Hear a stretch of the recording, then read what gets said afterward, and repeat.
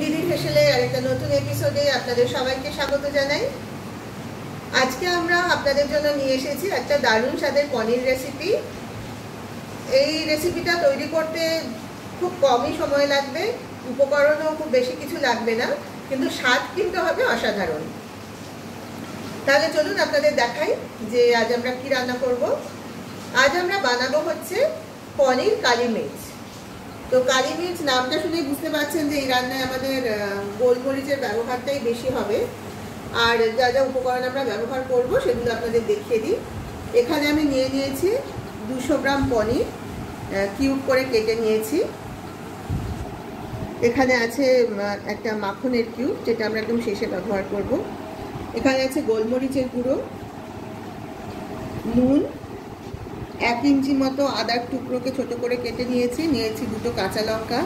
এখানে আছে বড় চামচের 3 চামচ মতো টক দই, নিয়েছি 2 চামচ মতো ভাঙা কাজু, আর আছে 1 কাপ দুধ, জিরে গুঁড়ো, চিনি, আর এটাতে আছে ধনে গুঁড়ো, আর এখানে আছে কাসুরি মেথি।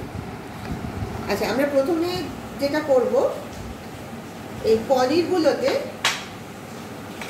সামান্য পরিমাণে নুন আর কিছুটা গোলমরিচের গুঁড়ো মাখিয়ে নেব।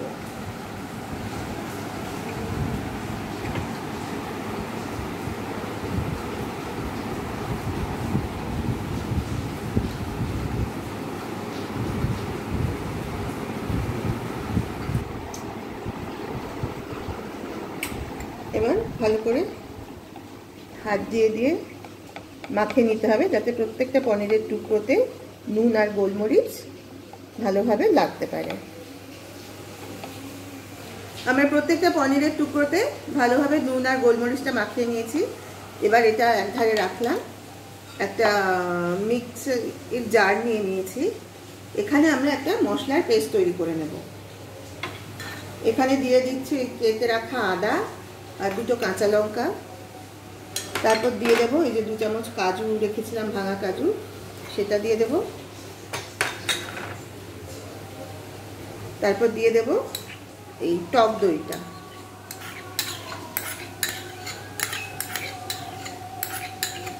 এবার এগুলো দিয়ে মিক্সিতে একটা স্মুথ পেস্ট তৈরি করে নেব। আমরা রান্নাঘরে গ্যাস জ্বেলে গ্যাসের উপর একটা কড়াই বসিয়ে দিয়েছি। কড়াইতে দিয়েছি সাদা তেল। তেলটা গরম হয়ে এসছে। এবার আমরা এই তেলের মধ্যে পনিরগুলো দিয়ে পনিরগুলো একটু হালকা করে ভেজে নেব, খুব কড়া ভাজবো না। হালকা লালচে রং ধরলে আমরা তুলে নেব পনিরগুলো। পনিরগুলো হালকা লাল করে ভাজা হয়ে গেছে। এবার আমরা এগুলো বাটিতে তুলে নিচ্ছি।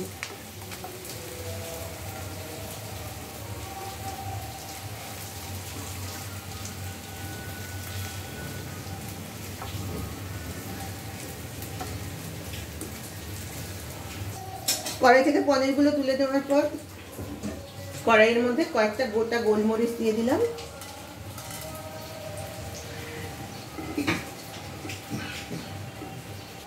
এবার আমরা মিক্সিতে যে মশলাটা করেছিলাম, আদা, কাঁচা লঙ্কা, কাজু আর দইয়ের যে পেস্টটা বানিয়ে রেখেছিলাম, সেটা এবার দিয়ে দেবো কড়াইতে।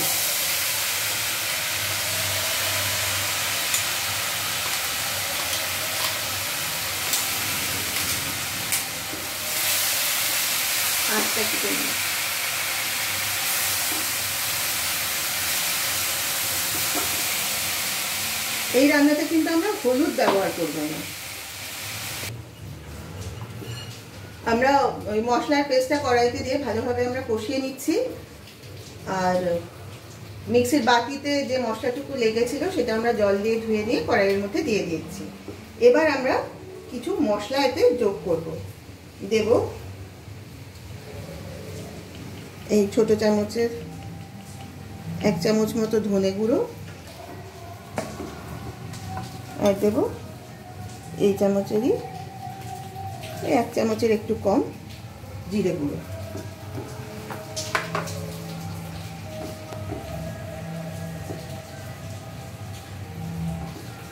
এবার স্বাদ মতো নুন দিয়ে দেব।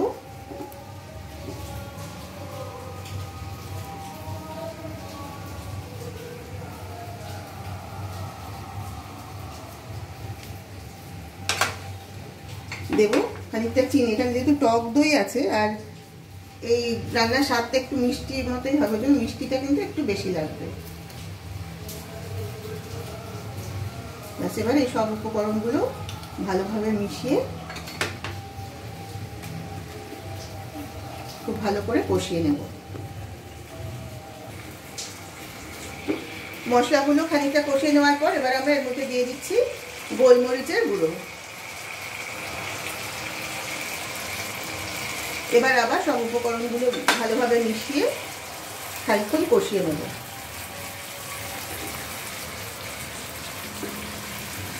আমাদের মশলাগুলো কষানো হয়ে গেছে, দেখুন তেল ভেসে উঠেছে। এবার আমরা এই মিশ্রণের মধ্যে দিয়ে দেব এই যে 1 কাপ দুধ রেখেছিলাম, এই দুধটা।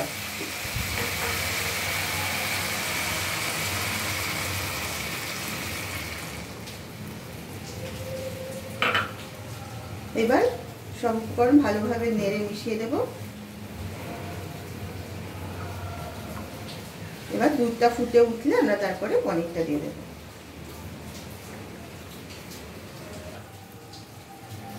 এই কড়াইতে দুধ আর বাকি মশলার পুরো মিশ্রণটা আমরা ভালোভাবে ফুটিয়ে নিয়েছি।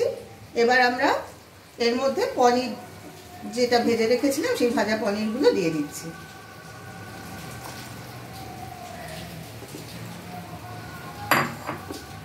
এবার কড়াইটা ঢাকা দিয়ে 2 থেকে 3 মিনিট রাখবো, তাহলে আমাদের আজকে রান্নাটা রেডি হয়ে যাবে।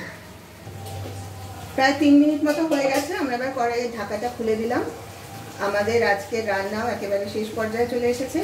শুধু নামানোর আগে আমরা যেটা করব, এই যে মাখনের কিউবটা রেখেছিলাম এখান থেকে কেটে নিয়ে আমরা এর মধ্যে দিয়ে দিচ্ছি কিছুটা মাখন। আর এটা আমরা কিছুটা কাসুরি মেথি ড্রাই রোস্ট করে হাতে চেপে গুঁড়ো করে রেখেছিলাম। জাস্ট নামানোর আগে এটা ছড়িয়ে দিয়ে আমরা গ্যাসটা অফ করে নামিয়ে দেব।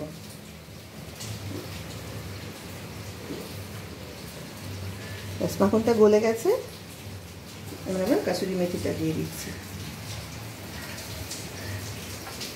মিশিয়ে দাও, গ্যাসটা অফ করে দাও।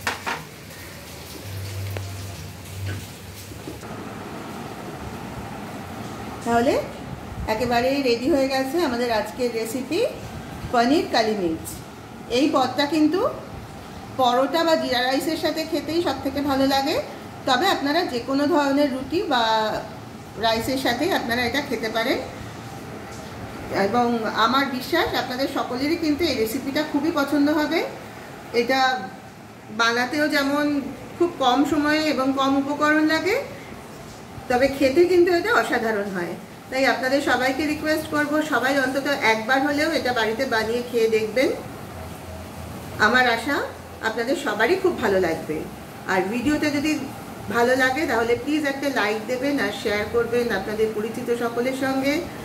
আর আবারও বলছি, আপনারা যারা যারা আমাদের ভিডিও দেখছেন কিন্তু এখনও চ্যানেলটাকে সাবস্ক্রাইব করেননি, তারা প্লিজ এই 3 দিদির হেসেল চ্যানেলটাকে সাবস্ক্রাইব করুন আর পাশের বেল আইকনটাকে আপনারা প্রেস করে রাখুন, যাতে যখনই আমাদের চ্যানেলে কোনো নতুন ভিডিও আপলোড করা হবে তার নোটিফিকেশান আপনাদের কাছে পৌঁছে যাবে। আজ তাহলে এই পর্যন্তই। আবার কাল আপনাদের সাথে দেখা হবে একটা নতুন রেসিপি নিয়ে। সবাই ভালো থাকবেন। নমস্কার।